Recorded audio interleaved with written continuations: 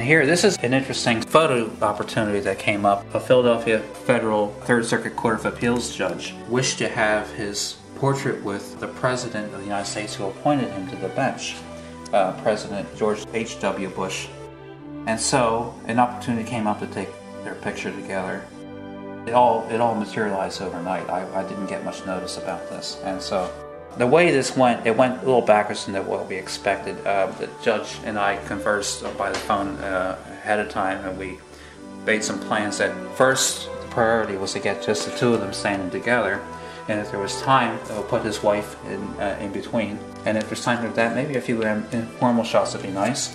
And we arrived at the President's hotel suite, and it didn't work out the way we planned, because the President called us into the room and he said, "Come in, Judge, come in, sit down with me. Let's all sit and just sit down at the sofa." Well, that took about 2 minutes, and I took a few pictures of them talking together there, but it didn't work out well because always somebody was in the middle of saying something. You know, it just didn't work. No picture was right. So I said, could we stand up and do what we were planning to do with just getting people standing in the middle of the room? And so the three of them stood together. We took a couple pictures like that, and I was getting ready to take just the two of them together. So they stood together. I got a head and shoulders close-up shot, and I was about to step back and take a shot at the whole body, full-length figures of them, and the President's handler said, "No, you're done.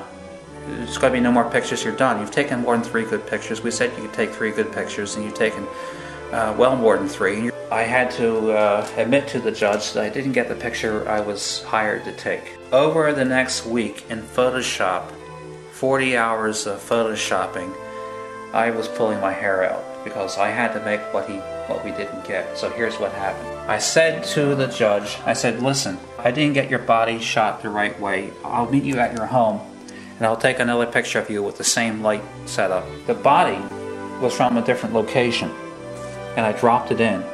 We got the head and shoulders shot of the two smiling people, and I dropped that. I put that over top. He's not smiling; it's the same there. So I put this on top of that, and using that as a foundation, I worked in the other body of the judge, made it all fit. And it took days to get the carpet right because you had to move the shadows over.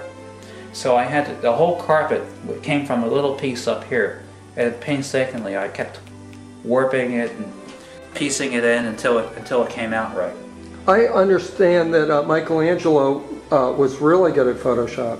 Yes, indeed. He used it extensively for his Sistine Chapel ceiling, I understand. He used a digital projector. Garth, thank you very much. Man, that's fascinating.